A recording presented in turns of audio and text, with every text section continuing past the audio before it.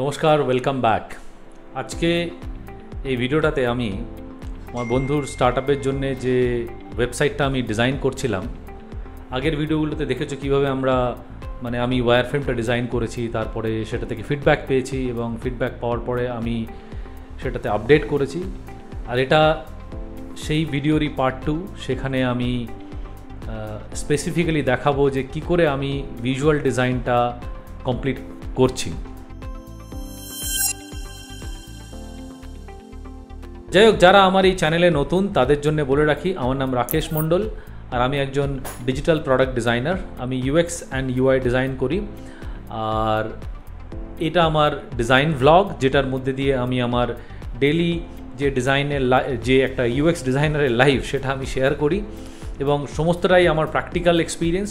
Most of the time আমি যে real project সেটা নিয়ে কাজ করি এবং সেটাই তোমাদের সঙ্গে শেয়ার করি। তো তোমরা যদি এই ভিডিওটা থেকে কিছু শিখতে চাও বা আমার এই সমস্ত আগের ভিডিওতে কোনো জিনিস যদি শিখতে চাও বা পরে যে ভিডিও আসবে সেখান থেকেও তোমরা যদি কিছু শিখতে চাও, so please do not forget to subscribe this channel. এই ভিজুয়াল ডিজাইনটা করতে গিয়ে আমার যে প্রসেস, সেই প্রসেসের ব্যাপারে আমি তোমাদেরকে এখানে শেয়ার করব। আশা করি সেখান থেকে তোমরা অনেক কিছু লার্নিং করতে পারবে যে আমি কী ধরনের স্টেপস নেই, আমি কী ধরনের জিনিসগুলোকে প্রথমে রেডি করে রাখি, তারপরে আমি ভিজুয়াল ডিজাইনে যাই। আর এই পুরো ব্যাপারটা আমি ফিগমাতে করব। ফিগমা যেটা আমার ইউআই ডিজাইন টুল।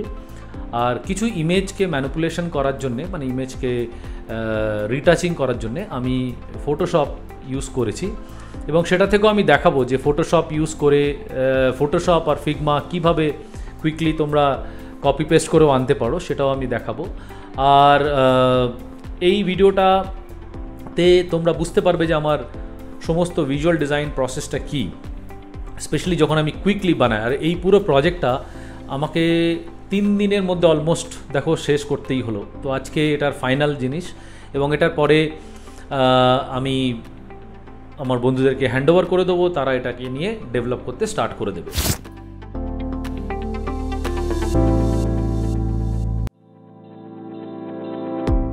এটা আমার ডিজাইন সফটওয়্যার ফিগমা। তো এর আগে তোমরা দেখেছো যে আমি পুরো ওয়্যার ফ্রেমটা এখানে প্রথম 3টে ভার্সন বানাই, তারপরে একটা আপডেটেড ভার্সন এখানে তৈরি করি বেসড অন দ্য ফিডব্যাক। তো এইবার এর পরে যে প্রসেসটাতে আমি কি করি না, আমি একটা মুড বোর্ড বানাই এর উপরে ভিজুয়াল ডিজাইন দেওয়ার জন্য। তো মুড বোর্ডটা বেসিক্যালি কী হয় না, মুড বোর্ডটাতে আমি কী ধরনের আইকন ইউজ করব, কী ধরনের একটা থিম আমি ইউজ করবো, সেটা আমি কুইকলি একটা জায়গায় ক্যাপচার করে রাখি।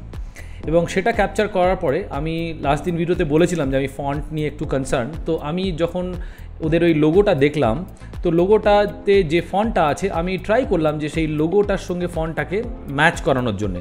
তো আমি তখন একটা ফন্ট নিয়েছি, সেটার নাম হচ্ছে পপিন্স। এটা একটা গুগল ফন্ট। এই লিঙ্কটাও আমি এখানে রেখে দেই জাস্ট ফর রেফারেন্স, বিকজ যখনই ডেভেলপাররা এই ফাইলটাকে দেখে তখন তারা এখান থেকে রেফারেন্স নিতে পারে। আর গুগল ফন্টের অ্যাডভান্টেজ কি, এটা ফ্রি ফন্ট আর এটাতে এমবেডেডও করতে হয় না। তো এটা ফন্টটা ওখানে রাখার পরে তারপরে আমি একটা ফন্টের একটা কুইক স্টাইল গাইড বানিয়ে নিই যে H1 H2 স্টাইল কী হবে, প্যারাগ্রাফটের স্টাইলটা কেমন হবে, সেটা আমি একটা স্টাইল এখানে বানিয়ে রেখে দিই। তারপরে আমি একটা কালার প্যালেট বানাই based on their logo colour, এবং সেই কালার প্যালেটে আমি কোনো শেডস যদি ইউজ করতে হয় তাহলে সেই শেডসটাও আমি এখানে রেখে দিই। তারপরে আমি স্টার্ট করি visual design based on the wire frame, যেটা আমি ফাইনাল ওয়্যার ফ্রেম করেছিলাম। তো আমি দেখাচ্ছি এখানে, আমি অলরেডি করে রেখেছি অনেক কিছু, আমি সেটাই জাস্ট তোমাদের সঙ্গে একবার শেয়ার করতে চাইছি যে কী ধরনের। দেখো এখানে যদি তোমরা প্রথম ওয়্যার ফ্রেমটা ঠিক করে এখানে দেখো, তো আমি বলেইছিলাম যে আমি এই ধরনের জিনিসটা এখানে রাখবো এবং সিমিলারলি আমি এখানে সেম জিনিসই নিয়ে এসেছি। ওদের লোগো আছে, ওদের একটা হোয়াটসঅ্যাপ নাম্বার আছে, একটা কল টু অ্যাকশন আছে, সেখানে আমি প্রাইমারি কালার দিয়েছি। এটাকে আমি একটু অন্য এটা ওদের প্রাইমারি কালার না, এখানে H1 হেডিং ট্যাগ রাখার পরে এখানে একটা আমি ভিজুয়াল ট্রিটমেন্ট দিয়েছি যে একটু অ্যাবস্ট্রাক্ট ধরনের ভিজুয়াল, যেখানে কাট করা আছে, সব কিছু একটু ইনফর্মাল। আর সেইভাবে আমি প্রথমের যে ফার্স্ট ফোল্ডের ব্যানারটা ওটা আমি রেখেছি। আমি যদি তোমাদেরকে একটু দেখাই যে এটা কীভাবে এক্স্যাক্টলি দেখতে আসবে, তো এখানে দেখতেই পাচ্ছ যে সেটা ফাইনাল রেজাল্টটা কেমন এখানে দেখাচ্ছে। তো আমি তারপরে এই আইকনগুলোও এখানে রেখেছি, যেটা আমি আমার মুড বোর্ডে রেখেছিলাম যে ধরনের আইকন, সেই ধরনের আইকনটা আমি এখানে ইউজ করেছি এবং সাথে আমি কালার দিয়েছি। এবং আরও একটা জিনিস যদি তোমরা নোটিস করো, দেখবে যে এখানে লার্নিং, প্লেয়িং, এই যে ওয়ার্ডগুলো আছে সেই ওয়ার্ডগুলোকে হাইলাইট করার জন্য আমি একটা জাস্ট বলে না যে হাতে একটা টানা লাইনের মতো, সেই লাইনের মতো আমি এখানে রেখেছি। এবং সবগুলোই দেখে মনে হচ্ছে এটা একটু খুব ড্রয়িং টাইপের, এবং এটাই ওরা চেয়েছিল। এবং লাস্ট দিন ভিডিওতে তোমরা হয়তো দেখে থাকবে যে আমি বলেছিলাম যে কী ধরনের ভিজুয়াল ট্রিটমেন্ট ওরা পছন্দ করে, তো সেটা আমি এখানে মাথায় রেখে সেইভাবেই আমি ভিজুয়াল ট্রিটমেন্টটা করেছি। তারপরে এখানে যখন ফাউন্ডারের নাম এখানে বলা হচ্ছে, তো আমি একটু ফাউন্ডারের নামটাকে একটু অন্যভাবে ভিজুয়াল ট্রিটমেন্ট দিয়েছি, যেখানে ওদের ওই স্টে কিউরিয়াসের লোগোটা যদি ঠিক করে দেখো, সেখানে একটা ওই বাল্বের মতো আছে, এবং সেই ধরনেরই একটা ভিজুয়াল অ্যালাইনমেন্ট আমি এখানে করার চেষ্টা করেছি। তারপরে অফকোর্স ওদের যে বিভিন্ন ধরনের ফিচারগুলো আছে, সেই ফিচারগুলোকেও আমি হাইলাইট করেছি এখানে উইথ দ্য সেম ট্রিটমেন্ট। আর প্রত্যেকটা ফটোর মধ্যে একটা এক্সপ্রেশন রেখেছি যাতে এটা ওই টেক্সটটার সঙ্গে ম্যাচ করে, সেই করে আমি এই জিনিসটাকে পুরো ফাইনালাইজ করেছি এখানে। আর এই প্রত্যেকটা ফটোই হচ্ছে কোনো স্টক ফটো না। তো আমি সবসময় এনকারেজ করি যে কখনোই যেন স্টক ফটো ইউজ না করা হয়। সবসময় এটাই মনে রাখতে হবে যে স্টক ফটো না খুব আর্টিফিশিয়াল মনে, আর এই ফটোগুলো হচ্ছে একদম রিয়েল স্টুডেন্টদের ফটো। তো সেগুলোই আমি ওদেরকে রিকোয়েস্ট করেছিলাম যদি তোমরা পাও তাহলে আমাকে শেয়ার করো। তো সেটা ওরা আমার সঙ্গে শেয়ার করে সমস্ত রকমের যে ছোটো ছোটো এলিমেন্টগুলো দিয়ে এটাকে আমি ভিজুয়াল ট্রিটমেন্টের মধ্যে নিয়ে এসেছি।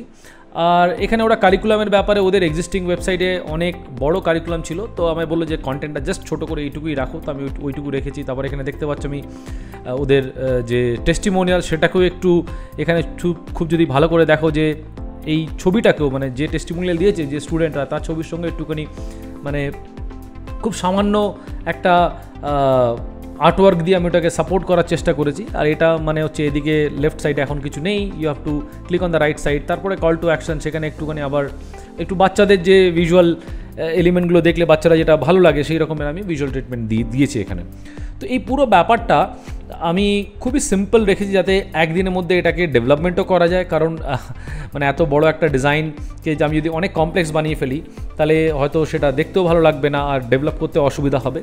তো এই সিম্পলেস্ট ওয়েতে আমি এটাকে এখানে করেছি। বাট যেটা মেইন জিনিস এখানে বলার, যে এই ডিজাইনটাতে আসার আগে আমি কিছু হোমওয়ার্ক করেছি। যেমন হোমওয়ার্ক বলতে কি, আমি এখানে মুড বোর্ড একটা বানিয়েছি। মুড বোর্ড বানানোর পরে একটা ফন্ট কীভাবে ইউজ হয়, স্পেশালি ফন্ট হচ্ছে একটা বড় রোল প্লে করে।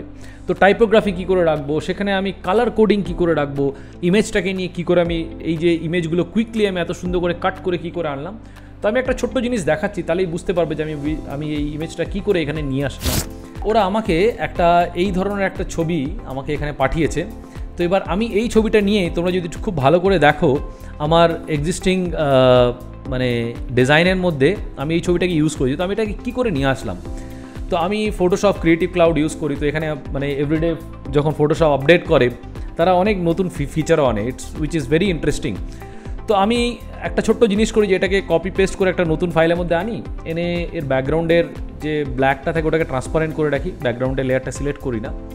তারপরে আমি সিলেকশনে যাই, এখানে খুব সুন্দর অপশান আছে যে সিলেক্ট সাবজেক্ট। তো যখনই তুমি সিলেক্ট সাবজেক্ট করো তখন দেখবে যে অটোমেটিক্যালি ফটোশপের একটা আর্টিফিশিয়াল ইন্টেলিজেন্ট আছে যার থ্রু দিয়ে ও এই সাবজেক্টটাকে সিলেক্ট করে দেয়। এই সাবজেক্টটা সিলেক্ট হওয়ার পরে তারপরে আমি একটু ছোট্ট করে এটাকে আমার যে জায়গাগুলো দরকার সেই জায়গাগুলোকে আমি কুইকলি একটু বেশি করে সিলেক্ট করে নেই, আর যে একটুকে প্রয়োজন নেই সেটুকু আমি আবার ডিসিলেক্ট করে দিই এখান থেকে। দিয়ে এখানেও একটা ব্যাপার আছে, সেটা হচ্ছে যে খুব সিম্পলেস্ট ওয়ে, খুব মনোযোগ সহকারে তোমাকে এটা করতে হবে, না হলে আবার কিন্তু সিলেকশনটা ঠিক হবে না। তারপরে এখানে দেখতেই পাচ্ছ এখানে একটা অপশান আছে কল সিলেক্ট অ্যান্ড মাস্ক। তো এই অপশানটা তুমি যদি ক্লিক করো তখন দেখবে যে এটা একটা ভিজুয়ালি একটা অপশান দেয় যে তোমার ইমেজটা কীভাবে কাট হয়ে আসছে। তো আমি এখানে গিয়ে আমার যদি মনে হয় না এই হেয়ারগুলোকে একটু বেশি চাই আমার, বা এখানটাতে একটু কম হয়ে গেছে, একটু ট্রান্সপারেন্ট বেশি চাই, তো আমি গিয়ে জাস্ট একটা সিম্পল ব্রাশের মতো এখানে অপশান আছে, সেই অপশানটা দিয়ে আমি কাট করে নিই। নিয়ে ফাইনাল যেটা আমি টোন বা ট্রিটমেন্টটা দেই সেটাতে আমি এখানে আউটপুট অপশান আছে, আউটপুট অপশানে গিয়ে আমি এখানে দেখতে পাচ্ছি এখানে আউটপুট অপশান আছে। তো আমি আউটপুটে গিয়ে বলি যে put it as a new layer. তো করার পরে যখন আমি বলি নিউ লেয়ার, তো এখানে দেখতে পাচ্ছ অটোমেটিক একটা নতুন লেয়ার এখানে তৈরি হয়ে গেছে, উইচ ইজ ট্রান্সপারেন্ট। তো আমি তারপরে গিয়ে সিলেক্ট অল করে নিই, নিয়ে কপি করি, এডিট থেকে কপি, আর সিম্পলি আমি ফিগমাতে যাই, গিয়ে আমি যদি পেস্ট বলি তাহলে দেখতেই পাচ্ছ যে ছবিটা একদম ট্রান্সপারেন্ট হয়ে এখানে চলে এসছে। আর আমার এই ধরনেরই ছবির প্রয়োজন ছিল, মানে আমি একদম ফাইনাল কাট আমার প্রয়োজন ছিল না, মানে একদম ফাইন টিউন কাট আমার প্রয়োজন ছিল না। তো আমি সেইভাবেই কুইকলি এই সমস্ত ছবিগুলোকে নিয়ে এখানে আমি নিয়ে এসেছি, এবং প্রত্যেকটা ছবি আমি এইভাবেই কাট করে এনেছি, বেশি টাইমও লাগেনি আর অল্প সময়ের মধ্যে আমি এইগুলোকে নিয়ে এসেছি। প্লাস এই যে আর্টওয়ার্কগুলো, কিছু আর্টওয়ার্ক আমার কাছে মানে রেডিমেড ছিল বাচ্চাদের জন্য, সেই আর্টওয়ার্কগুলোকে আমি এখানে এই ছবির সঙ্গে ব্লেন্ড করেছি, করে আর কিছু মানে হ্যান্ড ড্রন স্টাইলের যে আইকন আছে সেগুলো দিয়ে আমি এই কম্পোজিশনটা বানিয়েছি। তো ওভারঅল দেখতেই পাচ্ছ যে this is a new design for my friends startup. আর এটা আমি কুইকলি করার পরে ওদের সঙ্গে শেয়ারও করেছিলাম, and they are quite fine, ওদের খুব ভালো লেগেছে। তো ওরা বললো যে ফাইনাল ভার্সনটা দিয়ে ওদেরকে পাঠাতে। তো দ্যাট ইজ হোয়াট মানে আমার ফাইনাল আউটপুট। এটাই ছিল পার্ট 2 ভিডিও। আশা করি এখান থেকে তোমরা অনেক কিছু জানতে পারলে যে আমি কী করে একটা ওয়েব পেজ ডিজাইন করার আগে আমার যে প্রসেসটা থাকে সেই প্রসেসটাকে আমি কীভাবে ফলো করি। তো যদি এই ভিডিওটা তোমাদের ভালো লাগে, so please do not forget to like, subscribe and share. আর আবার দেখা হবে পরের ভিডিওতে, আমি আবার নতুন একটা কিছু জিনিস নিয়ে আসবো।